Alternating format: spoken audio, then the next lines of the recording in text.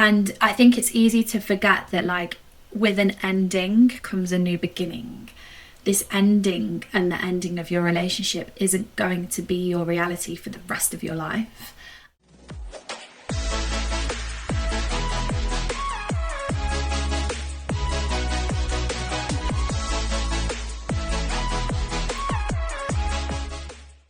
Hello guys, and welcome back to another episode of Coming Up for Air with myself, Lou. Welcome to my calm, quiet Wednesday. I'm having a very calm Wednesday. However, I have just looked in the corner of my computer and I don't understand why it tells me this, because I don't ever remember setting it to tell me this, but it just said that the pollen count was really high. Now, this is a very random topic to start off with, but if you don't follow me on my running account, you won't know that I am a chronic hay fever sufferer.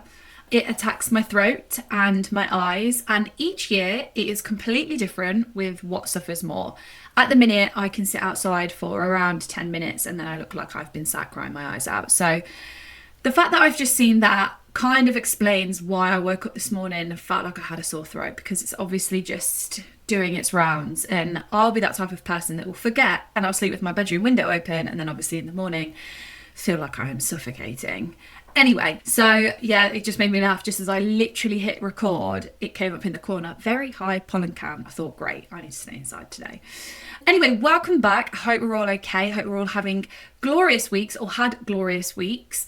I have been manic as per usual. It's been a week of ideas. I have been all over the place with ideas and brainstorming and getting things down on paper, and I usually like bounce my ideas off like my sisters and stuff, and they've been in Australia, so like the time zone change has just not been working. Every time I've tried to talk to them, it's been like really late at night, so I've been like knackered. I've been trying to kind of work out what I want to do with my running account, because since I've not been running, I have neglected that account, and I feel sad because that account was where my online journey started. I was so proud when people used to message me saying that, you know, you've inspired me to get out running and everything. And now I feel like 5 years ago or 4 years ago when I started the running account, running wasn't a big thing. There wasn't like run clubs or anything like that. Now it's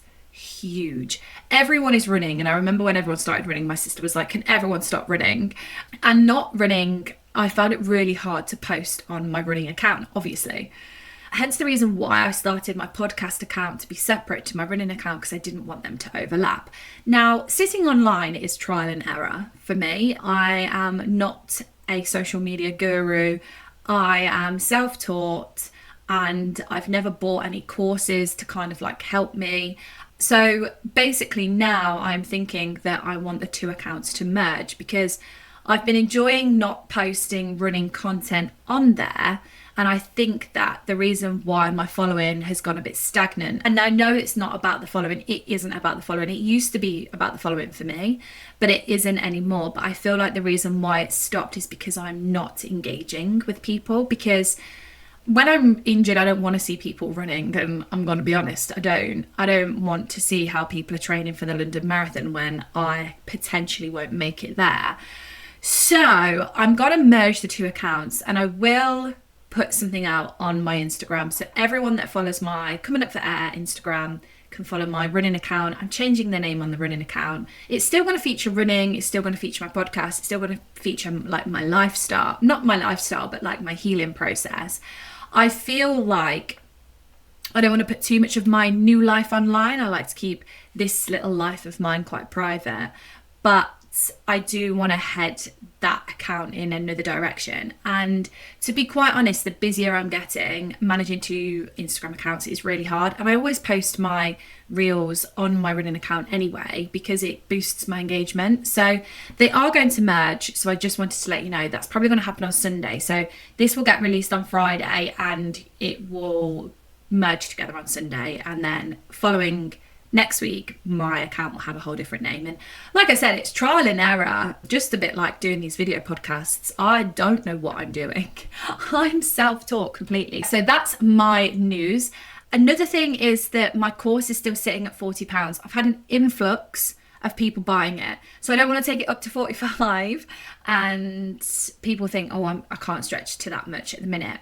It's sitting at £40. So if you haven't already purchased it, but you're thinking, oh, I really want to try it, you know, my reviews are coming in now, so I'm able to post what people think of it. Like I said, I'm going to create a highlight for that. And so you can go and click and read the reviews. But if you do want to go and purchase it, the link is in my bio. It'll take you to my Stan store. If you have any issues with any of the downloads, please just email me once you've bought it. I can add you to my private YouTube video account and you can actually watch the videos on YouTube without having to download them on your phone. So it's something that, again, it's trial and error. I didn't know that was going to happen. Some people have struggled with the download. Some people have found it really easy to download. So just let me know on that. And if you don't want to have the course, but you want additional content, please head over to my Patreon. It's $4.50 a month. The link is in my bio. You get You get 2 additional episodes a week. They go live on a Wednesday. I love my Patreon followers. I've got a nice bunch of mainly women over there. I've got a few male followers, but mainly women. And literally we check in at least once a week. Like everyone checks in with me at least once a week. And I've had somebody message me on TikTok this morning and she's like, I really want to talk to you and I really want to like talk through my breakup. And I have to kind of say, you know, it's not that I don't want to talk your breakup with you. It's kind of just like time. I put everything into my podcast episodes to help as many people as I possibly can for free. Obviously, I know you pay for Apple and you pay for Spotify, but like it's free content. So I like to direct people there. If you want more of an in-depth chat with me and proper advice and like what I did and what I think you should do, and obviously this is coming from like a non-professional background. I am not a therapist, but if you wanted advice coming from somebody who's got through it, then head over to my Patreon, sign up, we can have a good chat and you get the best of me over there. So anyway, on to the debrief. That was a quick, I think I'm nailing the selling point. Oh, next week, my Going No Contact course is going to come out as well. So if you are struggling with no contact, Going No Contact is going to come out next week as well. So if you didn't want the Becoming the Strongest Version of Yourself guide and you were waiting for my no contact guide, that is going to be published, done, signed, sealed, delivered next week. You'll be able to purchase that through my Stan store as well. Anyway, I'm just going to have a quick sip of my peppermint tea. Come up for a breath of air. So I had a lovely weekend. It was a very alcohol fueled weekend actually. I went out on the Friday and celebrated. Oh, I was celebrating something that I can't talk about. Oh, I hate being that person. Oh, giving myself the ick. I went out and celebrated something that I can't talk about on Friday. I will be able to talk about it soon. Can't talk about it yet. But my friend said to me, I felt like you just sat at the bar and drank Aperol all night. And I was like, I did. Then I came home, FaceTimed my friend and was just dancing around my kitchen, eating rice cakes. And then I went to bed. And then I woke up in the morning and did my Pilates class, sorted some stuff out with my podcast. And then I went out with my 2 best friends and her little baby. I think I've said my best friend's back from Australia. So we went out, we started drinking at about 3. I mean, she wasn't drinking because she had her little baby with her. But me and my other friend did. I was well away with the fairies by about 8 o'clock. I was at least 7 or 8 Prosecco's deep. So I had a lovely time on Saturday and I think I'm really going to suffer when my best friend goes back to Oz. But spending as much time as I can with her and her little girl. It's been amazing having her home. And then Sunday I got up, did a little bit of shopping, which was nice. And then my sister came round because she's come back from Australia. She came back from Australia on Sunday, one of my sisters. And she was like, let's have some drinks in the garden. So I cracked open another bottle of Prosecco and drank it. And then my best friend was like, hey, what are you doing? And he was like, I've been in the pub making a scrapbook all day with myself, which was so cute, such wholesome vibes from him. He was like, do you want to get together, do you want me to come to your house and we can watch music videos? And we did. We watched the Victoria's Secrets fashion show back to back. This is what we do. We watch music videos together and we just drink wine. So that was Sunday night. We didn't drink too much because obviously work, Monday morning, all that jazz. But we did have a fun day Sunday, which was really, really quite enjoyable. We've not done that for ages. He had to take a year out last year. He went through a horrible year last year. Unfortunately, wasn't working. And whereas like the summer came, we were like, we've got to knock this Sunday fun day on the head because it's becoming more enjoyable than like drinking on a Friday and a Saturday. I don't know why, but Sunday fun days just hit different. And now it's literally, I think it's, what's it saying? It's 13 degrees in the UK today. It's going to be 18 degrees on Thursday, 20 degrees on Friday, and 23 hopefully on Saturday. So I've got a full weekend of sunshine, which we all know just brings out the feralness in me, and I just feel like I'm abroad and I just want to be in a beer garden with all my friends drinking Aperol spritz. So that's probably what I'm going to do, although I have got my niece's dance show on Saturday in the afternoon, so I can't drink too much on the Friday. But Saturday after the dance show I will be somewhere in a beer garden having the best time. So yeah, not really loads to report at the moment on my life. I'm not booking trips anywhere. I'm not going anywhere. I just seem to be going out and having a really good time with my friends, and I'm unapologetic about that. And I absolutely love doing that. It's one of my favourite things to do. I have got so much going on this year, so much that I want to save for. My best friend is getting married in Sicily this year, and I'm maid of honour. I've got hen do's coming out of my ears. I've got a lot going on, and usually like from now until April I am training for a marathon, which means I do kind of knuckle down and save a lot. So I've been doing that, and also obviously I've got a lot going on with my podcast and online and what I'm creating and all the rest of it. So yeah, I don't want people to think that like my debriefs are just going to stay stagnant. I went to a beer garden at the weekend. They probably will get more exciting throughout the summer, but again, it's hard. This is the thing, and this is the kind of bone of contention that I have with my accounts online. I love sharing my story. I love sharing the fact that, you know, I went through a breakup and I've rebuilt my life. It's taken me 3 years, and I always compare myself and me sharing my story just like an author sharing theirs, and like sharing experience through like writing. And I got a lot of backlash when I started this podcast because people were like, why are you talking about it? You know, like my talk therapy, me crying and crying videos online, and you know, she just sits in front of the camera and cries. And it's not the case, and obviously you guys know that because you know that I do talk therapy. But I did get a lot of backlash for this, and you know, I tell the story about how one of my ex's friends stood in the pub and he was like, what, your little podcast? Now I love sharing the amount of shares and stuff that I get on this podcast, because I never thought it would grow this big, like I said last week. But like the fact that it is now quite a big podcast just goes to show that I was right in saying that I knew that I could help people. And I did a TikTok this morning, and there's a trend going around at the moment, and I jumped on that trend. I'm so glad that I shared my story online, because I've managed to help a lot of people through their breakups. And I struggle because I think people think, because I've shared such a private thing, because breakups are really private, but like because I've shared it online, I think people think that I share my entire life online. And I just don't, because you guys know what I do at the weekend because you listen to my podcast, and literally I do like a 15-minute debrief.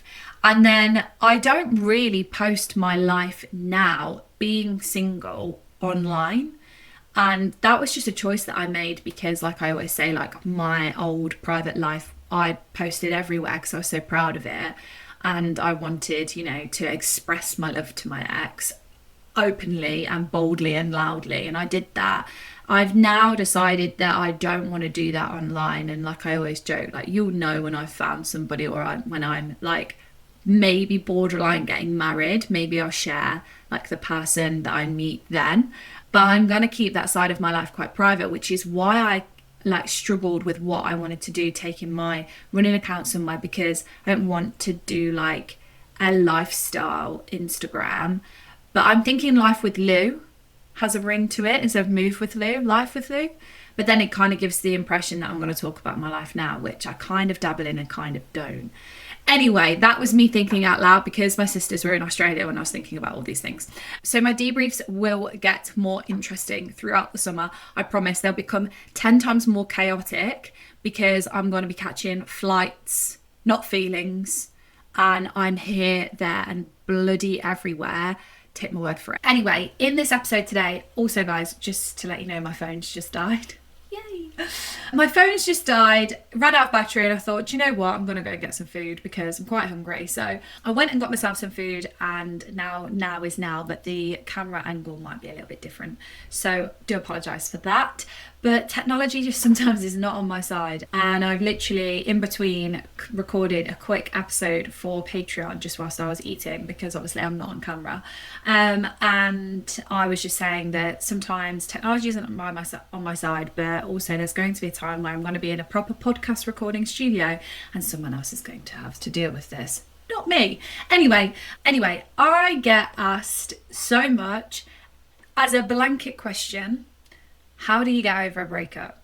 Now, I would argue that my entire podcast answers that question, well over 100 episodes. But I also know that people haven't got the patience to sit down and listen to episodes on episodes on episodes as to how to get over a breakup.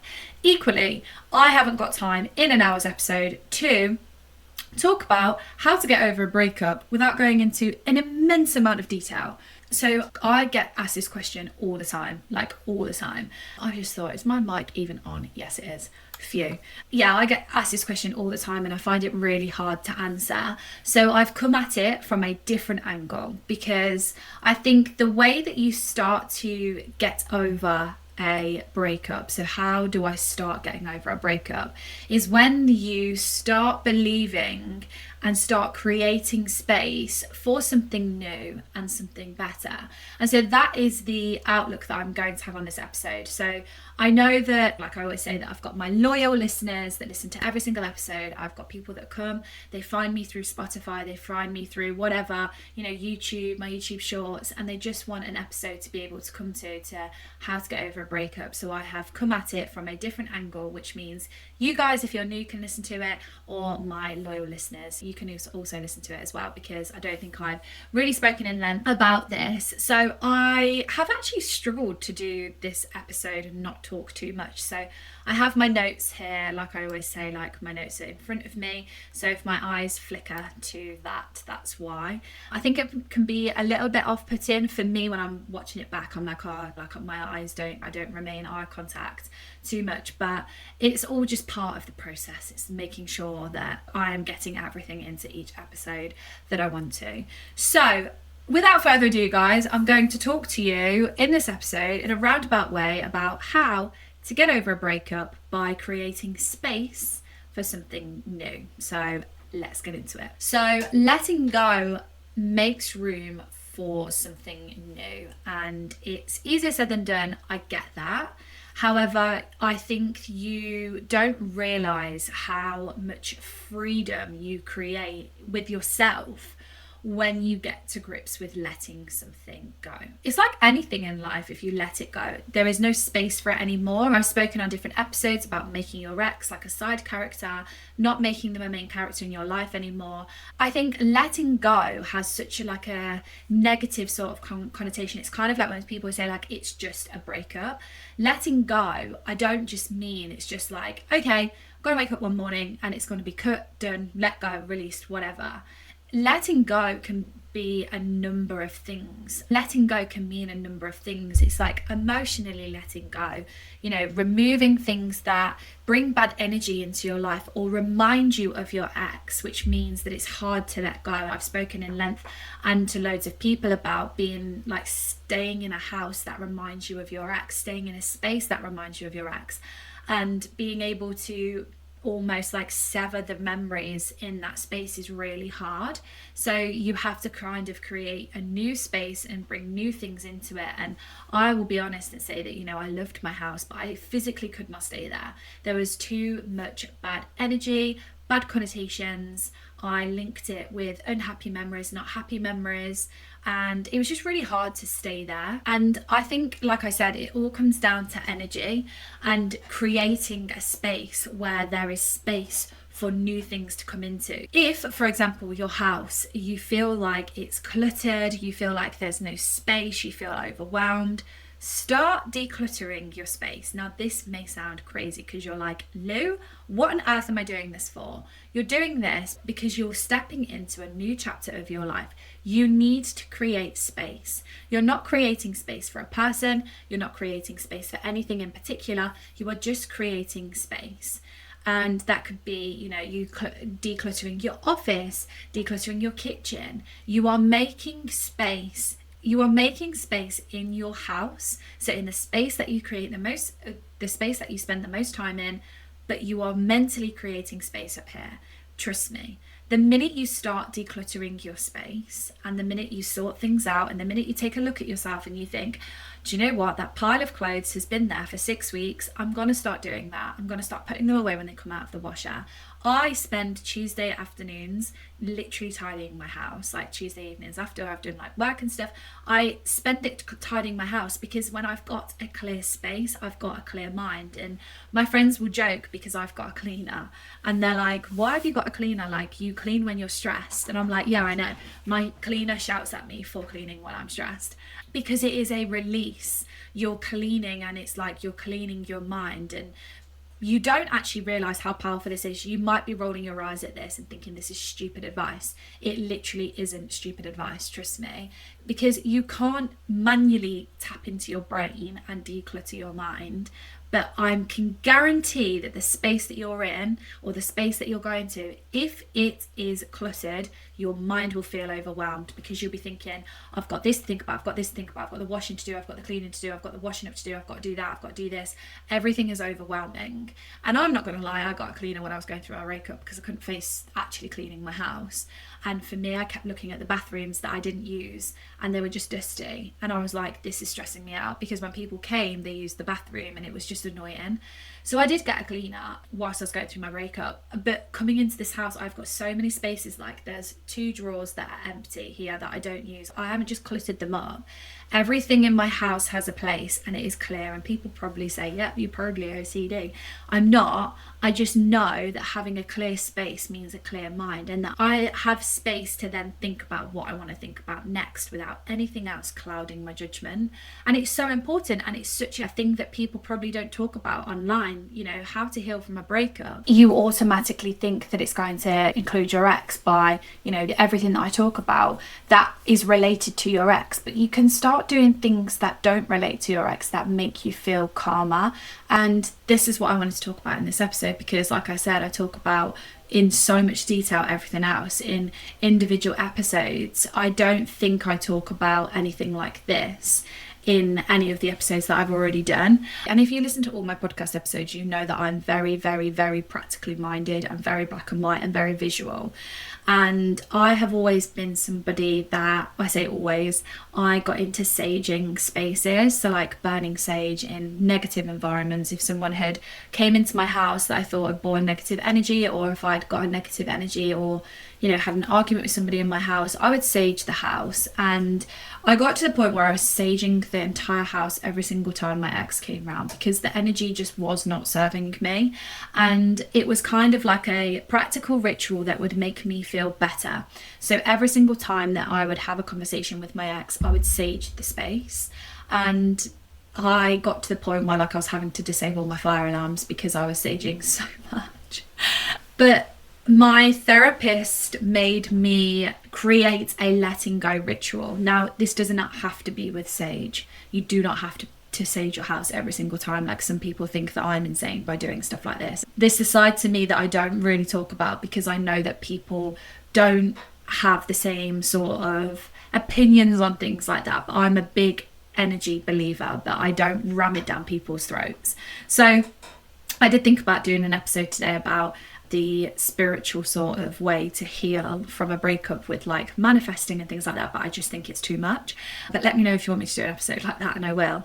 But creating a letting go ritual is a practical way to, when you've had an emotive conversation with your ex, or if he's been in your house or they've been in your house, to create a space again where it's a safe environment. I've written down like lighting a candle. So the way that you light the candle after is like saging, but lighting a candle and actually thinking and breathing into the fact that you are releasing whatever has just happened. So whatever conversation you have just had, you are releasing it into that flame, and that flame is burning, and it's a visual representation of whatever has just happened being melted away.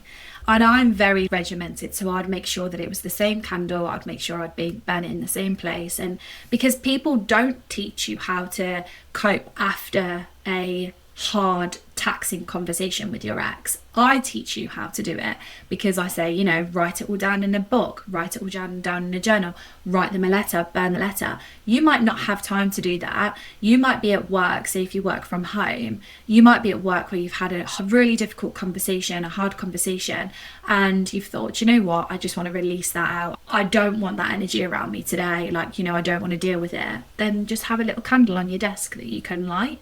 And you can literally think into the fact that those feelings are gone, and that is your letting go ritual. And do it every single time that you have a hard conversation, and blow the candle out when you feel you've been able to process it. And I remember my therapist saying to me, it's like one of those timers, those timers that you flip over.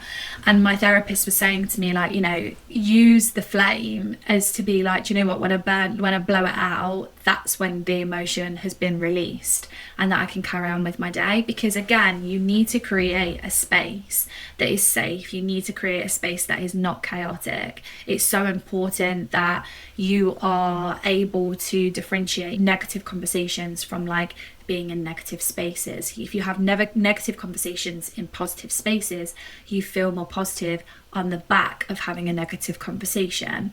The second thing I wanted to talk about was surrendering to the unknown. This is quite hard to speak about in a non-universe way, so I'm just going to talk about it, and then you can make your own assumptions as to whether you think this is going to help you. But surrendering to the unknown is really scary and is quite hard, because when you go through a breakup, obviously you are breaking up with a person, but you are also breaking up with your future that you had with that person. You are breaking up with pretty much your entire old life.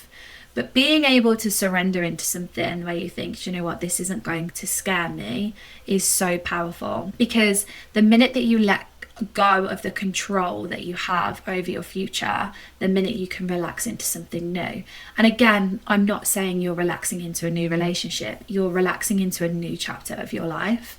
And I was such a control freak, and one of the biggest things that I struggled with was the fact that I wasn't going to get married. I had to sell my house, and this was all done by force. I didn't want anything like that to happen. I didn't want to meet somebody new, and I've been very reluctant to meet somebody new. Even now still, I'm very quick to jump down people's throats where they're like, if it happens, it will happen. And I'm like, no, I don't want that. It will happen when I control it. And it will happen when you least expect it. Yeah, it will happen when I least expect it. But right now I'm blocking it, and I know I'm blocking it because I want to be in control of it. So I am very quick to jump down people's throats with stuff like that. But again, like I said, healing from a breakup is so difficult because you have to release the expectations that you had about your future. And instead of having expectations, you have to set intentions. So this really helped me because, like I said, I was a control freak. And instead of setting life goals, I want to be married by the time I'm this age, I want to have children by the time I'm this age. I thought I was going to be a mum by the time I was 32, 33. I thought I was going to be married. Well, I knew I was going to be married by the time that I was 31.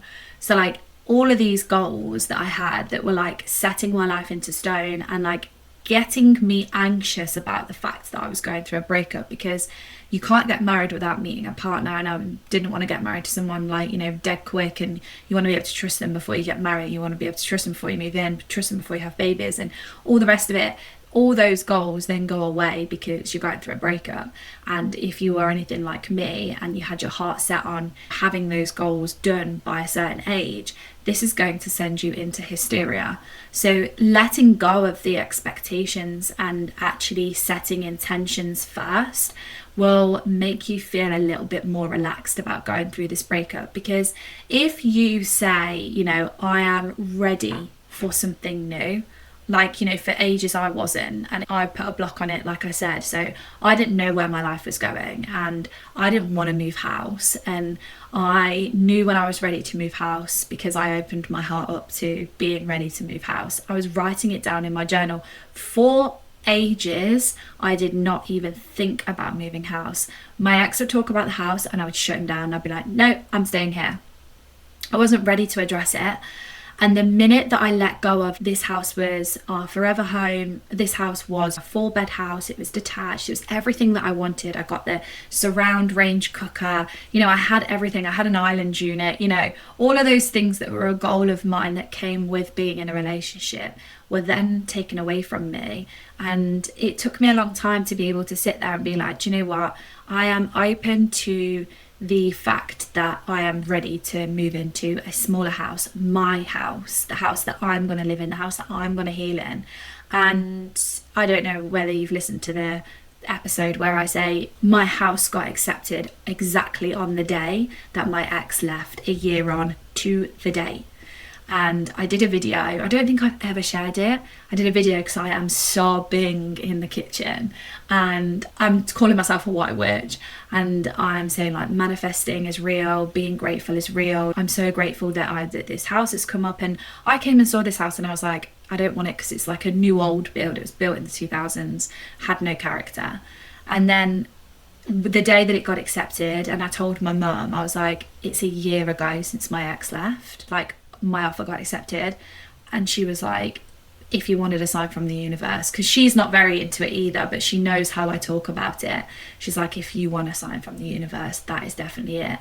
And it's because I let go of the expectations that I'd put on myself, and I was open to the intentions. I was saying to myself, I'm open to growth. I am open to this new chapter. I'm open to this new beginning. And I was actively saying it to myself. So I wasn't just, you know, thinking in my head one time, like, I'm open to living in a new house. And the next day thinking, oh, I don't want to leave this house. Like, this is the house that I built. I'm not moving. I'll take my time. You know, I'm not putting it on the market, whatever it was. I then switched my mindset to I am open to this now, and lo and behold, I've managed to move into a house that serves me. And I mean, the mortgage payments are astronomical because I've bought in such a high interest rated period, but I don't think it was, I think they've gone up now, I think they're even higher now. But I absolutely love this house. It serves me everything that I need, and everybody walks in and they're like, this is such a homely house. My old house just wasn't homely, and this is such a homely house. And so setting intentions and letting go of expectations and not setting expectations. So the minute you come out of this breakup, there is no point in saying to yourself, I want to do this by the time I'm this age. I want to do this by the time I'm this age. Like I said, I don't know if I said it in my Patreon episode, age does not define me anymore. I am not defined by my age at all. It doesn't scare me. My age is just a number. And it literally is just a number, and I don't care what anybody says. There is so many things now that aren't affected by age. It's ridiculous. So I think when you surrender into something new, that's what I mean. It's surrendering the comfort zone that you are in, letting go of your expectations and setting intentions instead, because also it takes the pressure off you. And I don't talk about it a lot, but I think mindfulness has a lot of a part to play in this, like actually being present in the present tense, in the moment. What are you doing now? And I very much live my life by that now. So when people ask me like, does it get better? How do you heal? And I'm sat there saying, practice these things, practice your mindfulness, because sometimes I can get overwhelmed with certain things, and then I come back to the fact that I'm living for now. It's like living for your weekends. I've never understood people that live for their weekends, that, you know, work and graft really hard in the week and then have 2 weekends off and then hate their job, graft in the week. Like, it doesn't make sense to me. I know that's the way of the world, and I know everybody does it, and everybody has to work, and you have to go to work to pay your bills. Like, I understand that. I'm not saying that. What I mean is, like, I've never understood when people live for their weekends, that go out on a Friday, moan about their job, like, all week. Like, why are you in a job that you hate? Why are you living for your weekends? That's what I mean. Like, you're not living in the week because you don't like what you do. So how is that a nice balance? It's not. You're going to crave your weekends because you hate your job in the week. I've never understood why people wish their lives away and say, when I get married, when I have children at the age of 35, like, what are you doing in between then? Looking for somebody. And like I said, being single is not you sitting in a waiting room. And if you are happy and content with your life, someone will come and join your life. It's not a case of, going out and searching for somebody. That isn't what single is about. Being single is like finding what makes you tick, doing things that enrich your life, not doing things that enrich your life so then you can tell other people what you've been up to. And I think there's a massive thing at the moment of like doing things so you can tell people you've done it. Half the stuff that I do, I keep off of social media, and then when I come to say to people like, oh yeah, I did that, or I've just come back from there, they're like, oh, I didn't see that. Yeah, no, you wouldn't have done. Oh yeah, no, I just didn't see it on social media. Why would I put half the stuff that I've achieved on social media? Like, some things can be private as well. Anyway, I go off on a tangent and I don't want to get down that rabbit hole. But practicing mindfulness and being grateful to be living the life you're living in the present tense now, which when you're going through a breakup, you are not grateful for the life that you are living now. However, taking it from somebody who has been in that position, trust me, you will become grateful for the life that you are living now, and you will look back and you'll go, holy shit, thank God that I went through that. I thank God every day that I went through that breakup, because it has morphed me into being the person that I am now. And also, I'm still growing, and like not being able to train for my marathon has made me realise just how much I have grown, because I think I didn't realise until now just how much growth I have done in terms of like myself. I have done so much, and I'm only 3 years out of a 14-year relationship. Just three years of half my life, and I have grown so much. And like I said, again, it's like time and age just isn't a thing to me, and it doesn't have any impact on the way that I'm going to heal. It has no impact on the decisions I make or anything like that. I live for now, and I'm grateful that I am living this life now. Otherwise you'll just wish your life away, and that's not what you want to be doing. Thirdly, I'm going to talk to you about breaking free from old patterns, because I think being stuck in old patterns will never allow you to move on and create space for the new life that you are going into. And I think a lot of people will listen to this episode and think, I'm still at the stage where I want my ex back. This episode is probably not going to serve you. Some of my earlier episodes will probably serve you, but this episode is for people who have accepted their breakup but don't know how to take that leap forward and that step forward into releasing old habits and releasing their ex and releasing their old relationship. And breaking free of old patterns will help you do that. Again, it's all about releasing things that no longer serve you, that things that come from a previous life or previous patterns. So like being really aware of your trigger points, so like tracking your trigger points, will make you create new routines, and everything that I've already spoken about kind of goes hand in hand. So like if you know that when you feel lonely you've rang your ex, create a new habit. So when you get lonely, you want to call your ex, do something really random, go for a walk, or make yourself a different drink, or get out the house, or do something and create a routine, and then light your candle and release it. Create that routine and create that chain that you can follow every single time that you feel yourself reaching for the phone because you feel lonely. I'm going to ring my ex. Create a new habit. Reach out to a friend instead. Just text them and say, hey, just to let you know, I'm contacting you because I really feel like I need to reach out to my ex. And let them know that they're that person. And then, like I said, do something. Just go for a walk around your garden, get some fresh air, light the candle, and let it go. And this will help you break into a new routine, a routine that doesn't have anything to do with your ex, a routine that you've never done before because you've never been in this stage of your life before. And I struggled the most with that because I had such a routine, like in my relationship. You know, we'd get up, we'd have breakfast, I'd make his lunch, he'd go to work, we'd speak to each other on lunch, we'd text each other throughout the day, then he'd come home, we'd have certain food on certain days, and at the weekend we'd say, you know, are you doing things on Friday, or are you seeing me on Friday? Oh, am I going to see you on Saturday? And doing, you know, see friends on Saturday. And we had such a regimented routine that when he left, my routine was like poof, just went.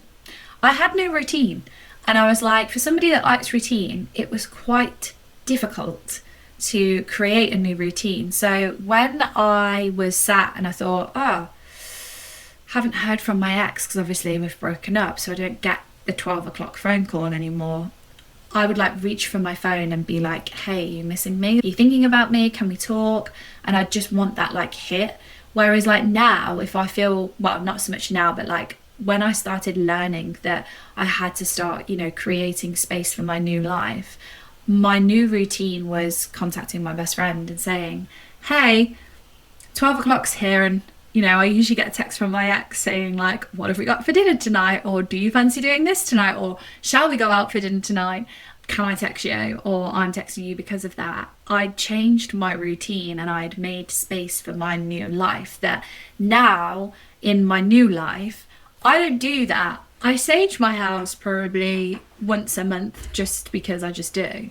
I don't really have negative energy in this house anymore. And like, I don't light the candle anymore because I don't need to release as much negative energy. And so like what I'm saying is everything I did back then when I was going through the breakup, asking people, how do I heal from a breakup? What I didn't realize is that everything that I'm telling you to do now is creating a routine and creating space for the new life that you will eventually live. I think I said this in the course, the Strongest Version of Yourself course. You have to realize that one day this is going to be your reality, and the things you're doing is because it's your reality. And if you go back, I've just done an episode on my Patreon about, you know, the back and forth and exes coming back and forth into your life. If you continue to do that, you're stuck in a chain and you're stuck in a cycle where you're not allowing yourself to move forward with your life. And Christ, if I got stuck in a cycle like that a year ago, I wouldn't be living this life now. I wouldn't be living in my new house. I wouldn't have met half the people I've met. I wouldn't have created new memories that I'm so fond of. I wouldn't have run any marathons. Like, you have to get really, really secure in, and quite tough on yourself actually, in knowing that everything you're doing is because one day your reality is going to be that you don't hear from your ex at 12 o'clock, and you don't hear from anybody at 12 o'clock because you are trying to repair your heart, heal wounds, and that you are spending time by yourself. You know, I talk about it in a lot of the episodes with how important it is to stick by yourself and stand alone for a while, to understand that you can be alone for a while. The next thing I want to talk to you about is embracing the possibility of new beginnings. Your life could look so much different within a year. And after my breakup, I moved out after a year and a couple of months actually. My life looked completely different. Fast forward to 2024, I was still working for my ex. I settled into my house. I was a single girl. My life looked different then. Fast forward to 2025, I am living a completely different life. And I could never imagine going back to the life that I was living.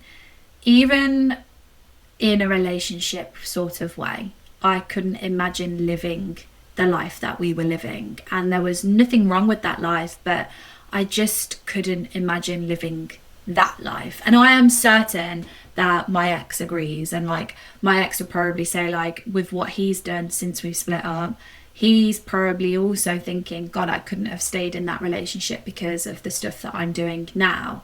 And I think that is completely healthy and totally normal to admit. And I think it's quite a positive thing as well, because I think it brings a little bit of comfort knowing that my old life wouldn't actually have a place in my new life at all. And I think it's easy to forget that, like, with an ending comes a new beginning. this ending and the ending of your relationship isn't going to be your reality for the rest of your life.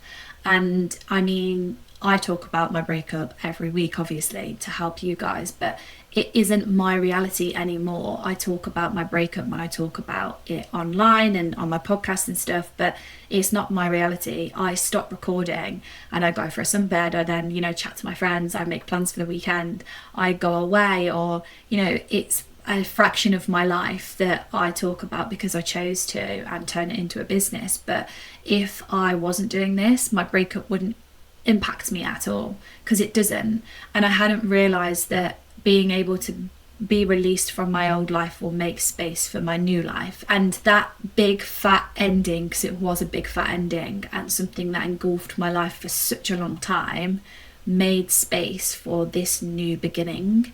And I had to embrace it. I had to think, okay, so this is my new house and this is how I live now, and I'm a single girl, and I have to say to people, I haven't got somebody to say, check in when you come back from your runs. I haven't got that. I'm a single girl and I have to embrace it. And for ages I feared what was coming next, and I think it is only natural to think that you have to jump into something new, you have to jump into a new relationship, you have to go and find new memories, you have to go and find new places, when in reality you don't have to do anything. You just have to know that this ending will create a new beginning for you when you are ready for that new beginning. Because my new beginning probably came within about 2 years after we split up, because my entire breakup engulfed my entire life because I worked for him.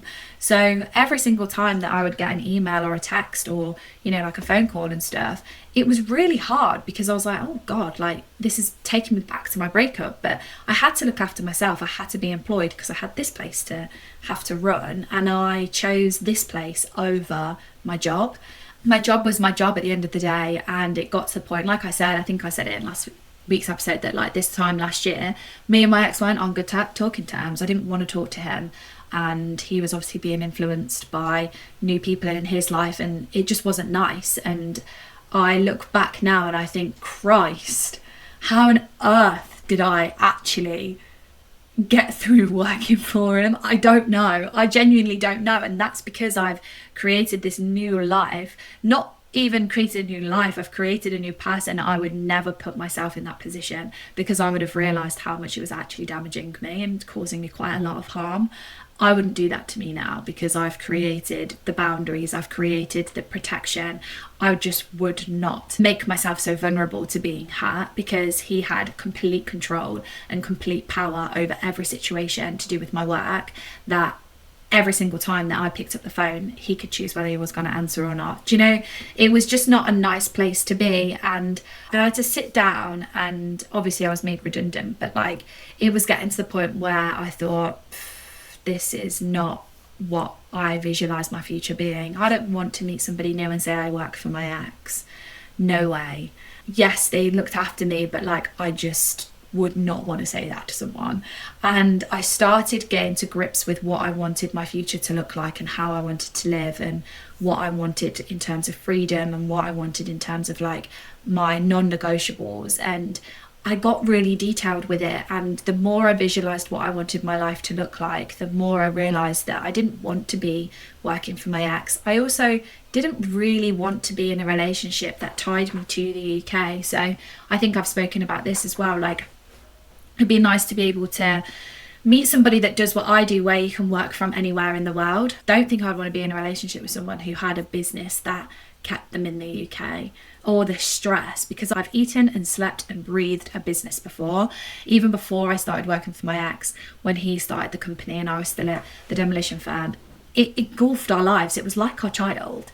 And so there are things that you will learn from your past relationship that you will not want to bring into your future. And when you sit and you visualize what future you want, you realize, oh, hold on a second, no, that's not in my future, but it was in my future for such a long time. And I actually, wanted that. I couldn't imagine life without that. Now I'm no, that's not what I want. I prayed to be loved. I wanted to bring as much love into my life as the love that I lost. And the other week I sat down and I was like just going through my messages, and I realised that my friends check in with me all the time. They ask me how my day's going. They ask to see me at the weekends. They ask to go out for dinner with me. And obviously, like, it's reciprocated. I do it to them as well. But like, my life is filled with so much love. I actually haven't really lost anything. And I will go back and I say it all the time. I lost a figure. I lost a person. I lost somebody that I don't believe that I replaced, but I, in a sense of like the energy, I definitely did, and I replaced it tenfold as well. So like the amount of people that I have met that have like basically come into my life and filled my life with so much love in terms of like friends and stuff and family has been huge, that now when I look back I'm like, God, I wouldn't have met these people had I stayed in that relationship. Had, you know, that I'd not gone through that breakup, I wouldn't have met these people, and I wouldn't have known really what it was like to be able to live independently but also have people in my life that care about me so much. And that's what I mean with like getting clear with your future. Are you surrounded by loads of people? I was. Like, when I visualized my future, I was surrounded by loads of people. I was surrounded by people that wanted to be around me. They wanted to contribute to my life, and that's how I visualized myself. I visualized myself being a businesswoman. I visualized myself with being successful, all of these things. And now when I look back, I'm like, oh my God, I actually have created the life that I visualized. And if that is something that you're thinking, how on earth do I do that? Listen to my 100th episode and it might prompt you to then go on to purchase my course, because I talk a lot about visualization in that 100th episode and in the course as well, of like how to build your new life. And finally, I just wanted to talk to you about healing in the space that you then go on to create. So when people say like, how do you heal from a breakup? And I say, well, you have to do this, you have to do this, you have to listen to 2 years worth of my podcast episodes. You have to create a space you can heal in. And yes, you have to do everything that I say and everything that I go into and everything that I talk about on my podcast episodes will help you heal from a breakup. But you cannot heal in an environment that broke you. And you also don't heal overnight. You need to give yourself time to grieve. And you need to give yourself permission to grieve, and you need to give yourself permission to feel sad, because if you don't do all these things, you will just think that everything's going to be okay. And I saw this thing the other day and I've been dying to talk about it on here. I saw someone selling a course that was detached from your ex in 4 days. 4 days. Detach from your ex in 4 days. And I was like, this is the shit that I hate. I absolutely hate it, because you don't detach from your ex in 4 days. When people message me and they're like, I'm still really hurting after 3 weeks, I message them and I'm like, good, you should be. It's not normal not to be. You have to feel sad, you have to grieve. If you don't allow yourself to do that, you can't reflect and you can't grow from the experience. Because I look back and I think, yes, I could have done things differently. And like I always say, I don't have any regrets in my breakup, but I could have done things differently that wouldn't have hurt myself as much as it did. Not how I acted with my ex, but how I didn't protect myself. I could have acted a little bit differently. But setting time aside and actually thinking about how sad I felt and being sad. I say, when I feel sad, I put on sad songs just to draw the emotion out, because I do feel of it as like, you know, tears coming down and the emotion being released. Think about like it actually, the emotion being pulled from your body when you are in moments of like sadness and grief and stuff. Think about that, and think about the fact that you are sad, but you're not going to be sad forever. Sometimes I can listen to a song and my eyes will prick and I'm like, oh, that's a sad song. There's one song that I really don't want to listen to, and when I'm having a sad day and I can't get my sad emotions out, I will listen to it and I am bawling. But I do it without any judgment. And I've healed in this space that I've created, in my new space. I've healed the most, I think, that I've healed. In my old house, I was very much broken and didn't really understand what it meant to heal properly. And then in this house, I feel like I've really gotten through it.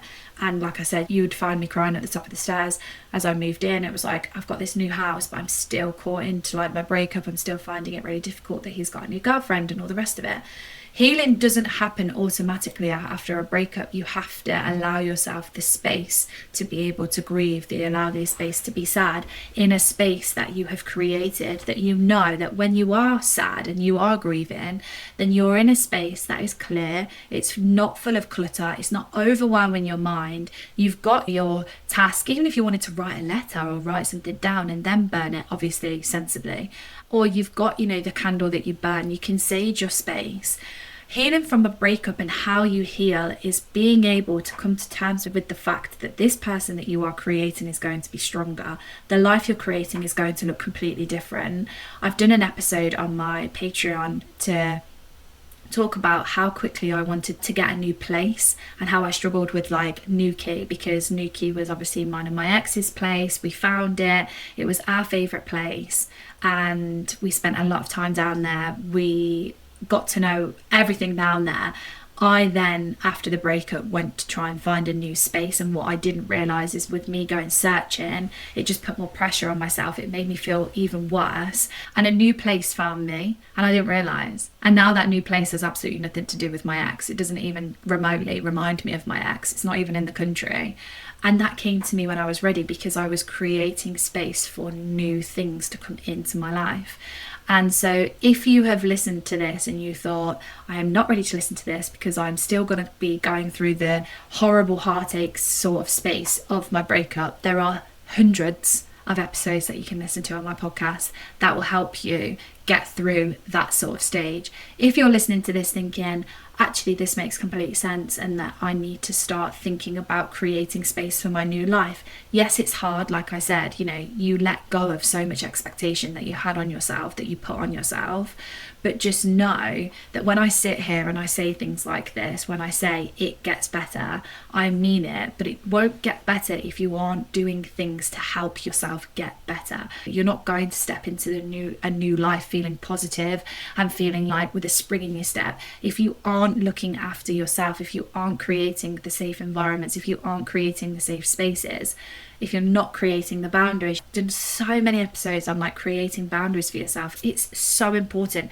People neglect themselves and then go to me, it's been 2 years and I don't understand why I still feel like this. And the first thing I ask them is like, well, what are you doing? What does your routine look like? What are you doing to create space? What are you doing to fill that space?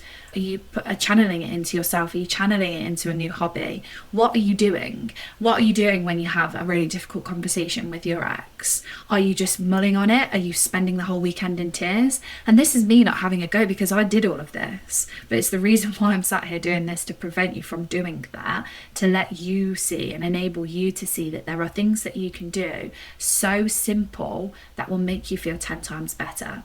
I always say to my friend, like when she has like a meltdown, I'm like, what's your house look like? She's like, what? I'm like, what does your house look like?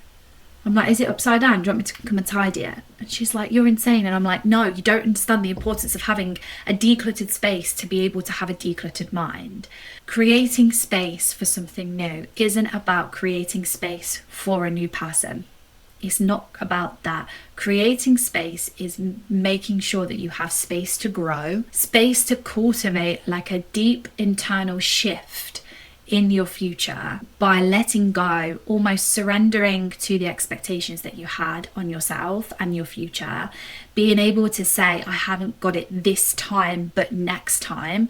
If you want to concentrate on, you know, bringing somebody new into your life, know that that's going to probably require patience. It's probably going to require a lot of deep work to be able to trust somebody again, but you will get it again. And not to put a massive big fat expectation that you're going to meet somebody, get married and have babies by 35 because that's what you were going to do in your old life. Your old life is gone now, and you need to make sure that you are setting intentions that are going to serve you, but also that you know that this is going to be a process.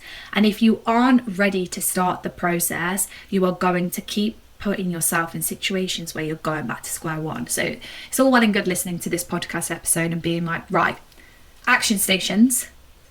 We're decluttering my mind, which means we need to sort out the house. I'm going to start the candle ritual because Lou, that's what Lou said. And then in a week's time, picking up the phone to your ex and being like, why don't you love me? it's not going to work. You need to get firm with yourself, and you need to understand that healing from a breakup is a process. Healing from a breakup is a journey. And if you don't create that space in your mind to welcome a new beginning, you're going to just keep going over the fact that something has ended, this has ended, this has ended, this has ended. Everything's not working against me. The universe isn't working in my favor. The universe hasn't got my back. And you are going to end up in a very sad, dark place. And messaging me like, it's been 3.5 years and I'm still not healed. I'm still not okay with my breakup. I'm still thinking about my ex, which is fine because he crosses my mind sometimes, especially like because people have got word vomit, like I always say. I can tell you what my ex was doing because someone somewhere along the lines will have told me what he's doing. Not because I ask either. They just offer me the information and I'm like, cool. And then I think, does that happen in his world? And then I think, no. Because he barely talks to anybody that we were friends with and doesn't live around here anymore. So I bet he doesn't get the same treatment. But oh my God, I know what he's doing. Sometimes it catches me off guard as well. And I'm like quite snappy and I'm like, I don't care. I don't care. And I think people, because like I do this and people hear me talking about my ex, people think that I want to know because I'm not over it. But it's very strange. You will not be able to heal in a healthy way if you don't get to grips with the things that I have said in this episode, which is why I wanted to do an episode that answered the question, does it get better? Yes, it does if you implement these things, as well as some other things that you can pick out from my podcast episodes that you might be struggling with. As always, guys, thank you for listening. Hope this episode has helped. If you want additional content, you know where to find it. It's on my Patreon. The link is in my bio. If you wanted to start the course with becoming the strongest version of yourself, it is a course that I've put together. Obviously, I like to sit here and be like, I'm a product of positive healing. This course is going to help you. And if you are waiting for the no contact course, that will be released next week. So hopefully by Friday, I'll be able to say to you guys, hey, there's a new course. It's on no contact. I like to be able to pick up on problems that people are having throughout their whole breakup. I know not everyone is going to be at the same point of their healing journey as me. So I like to dip and dive into all different sorts of situations within a breakup. But the link is in my bio. Go check it out. And like I said, on Sunday, my 2 accounts are going to be merging. So please, if you haven't done so, go and follow me on my Move with Lou account, which is going to change soon. I've got to just basically fire some names over to my friend Taylor, who we talk Instagram. So I'm going to fire some names over to Taylor, get her opinion, and then I'll see you back here if you aren't on my Patreon next week for the hour-long episode. Look after yourself, guys. Have a lovely weekend. Bye!